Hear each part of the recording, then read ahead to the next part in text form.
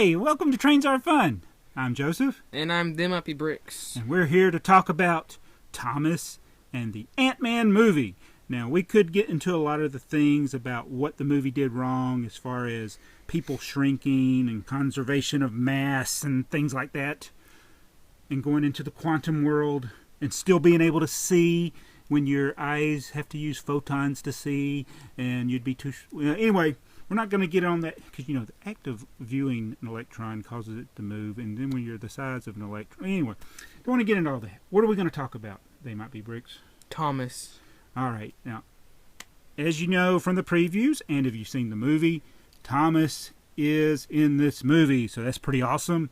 And there's a big classic fight scene between Yellow Jacket and Ant-Man. And Thomas is pulling a train.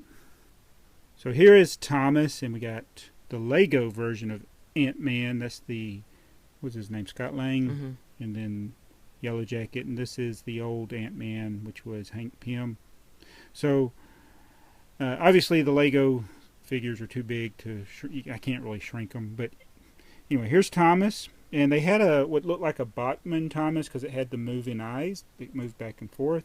Then you had Annie and Emily's brake coach or coach, and Clarabelle, and then another Emily coach, and then a caboose.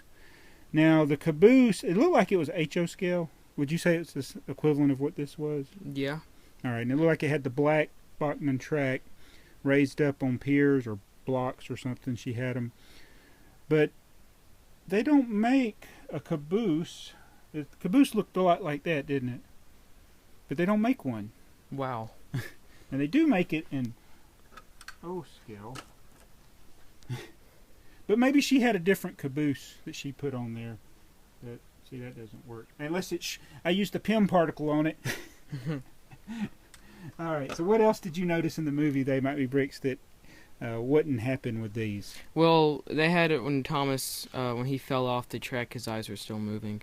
Yeah, because these, the eyes only move when the train moves. But I like having this set up kind of like the little girl had it. You know, you're a kid, you can set things up however you want to. So we used a Cast Scenic Railroad caboose to kind of give that look of the way she had it set up on her little layout. So I hope that's not too many spoilers. And we can show them, we can do a transition with Percy there. Make him look like he got hit with the Pym particle. Was there anything else? Just those were the two main things. Didn't have the caboose and the eyes don't move. Well, this probably wouldn't really matter, but when they threw Thomas on the, when he like flew out in the air, but when he landed on like the windowsill, they made it sounded and looked like he was plastic. Yeah, it did.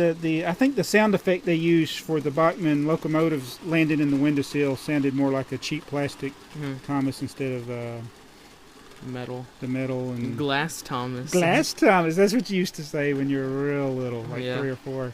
We had one of these. In fact, the video I posted yesterday, it had the Thomas from your Thomas, and you called it Glass Thomas. So anyway, thanks for watching this video. Tell us what you think about that. Did you catch Thomas, Annie, Clarabelle, Emily's coaches, and the red caboose in the... I wanted to call it the Thomas movie. Ant-Man. That's Yellow Jacket, Hank Pym. That is the Ant-Man. And there is They Might Be Bricks. Trains Are. And if you want to see a really cool train crash, go check out my friend A-Fall Man. He's got one with the Scooby-Doo in Lego form. And we'll show you some more videos of this running around. But thanks for watching this video. Be sure to subscribe. Check out They Might Be Bricks channel. And we'll see you later. Bye. Bye.